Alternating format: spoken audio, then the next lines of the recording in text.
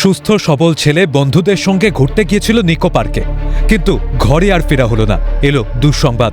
Water পার্কে স্নান করতে নেমে রহস্য মৃত্যু বছর 18 রাহুল দাসের।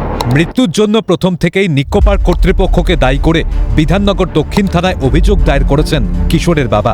সন্তানহারা বাবার অভিযোগ, ছেলে অসুস্থ হলেও নাকি নিকো পার্ক কর্তৃপক্ষের তরফে মেলেনি প্রাথমিক চিকিৎসা।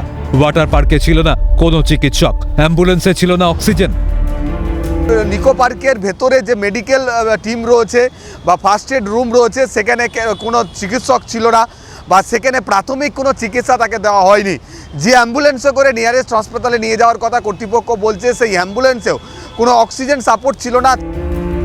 এমনকি মৃত পড়ুয়ার বাবার আরও দাবি, ছেলের সারা শরীর নীল হয়ে গিয়েছিল। গভীর ক্ষত ছিল পায়ের বুড়ো আঙুল ও বাম হাতে। মৃত্যুর কয়েক ঘন্টার মধ্যেই কিশোরের শরীর নীল হয়ে যায় কিভাবে? ক্ষত কিভাবে হলো? রাহুলের মৃত্যুতে দানা বাঁধছে রহস্য। পূর্ণাঙ্গ তদন্তের দাবি কিশোরের বাবার। তিনি জানাচ্ছেন, হাসপাতালে গিয়ে যখন তার ছেলের মৃতদেহ দেখতে পান, দেখেন সেই সময় দেখা যায় যে তার ছেলের গোটা শরীর নীল হয়ে গিয়েছে। এত কম সময়ের মধ্যে কিভাবে তার ছেলের শরীর নীল হয়ে গেল? তারপর তার পায়ের বুড়ো আঙুল খেয়ে ফেলার মতো খুবলানো এবং ক্ষত রয়েছে।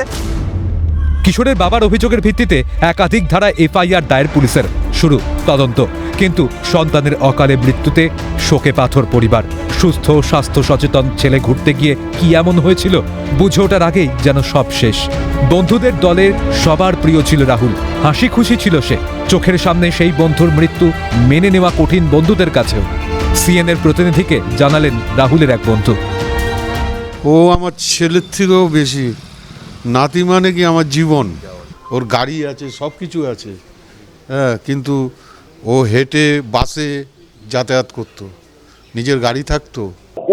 ওর ছিল সবচেয়ে মজালু, মানে সবসময় ওই ইয়ার্কি ঠাট্টা মারতো। সবচেয়ে ভালো ছিল, সবচেয়ে আদরের ছিল আমাদের বন্ধুদের গ্রুপে, সবচেয়ে আদরের ছিল রাহুল। আপাতত ঘটনাস্থল পরিদর্শন করেছে পুলিশ। খতিয়ে দেখা হচ্ছে নিকো পার্কের সিসিটিভি ফুটেজ। দফায় দফায় জেরা রাহুলের বন্ধুদেরও। পুলিশি তদন্তে রাহুলের অস্বাভাবিক মৃত্যুর তথ্য জানার অপেক্ষায় পরিবার। ক্যামেরায় নিখিল দাসের সঙ্গে মফিজুল ইসলামের রিপোর্ট, ক্যালকাটা নিউজ।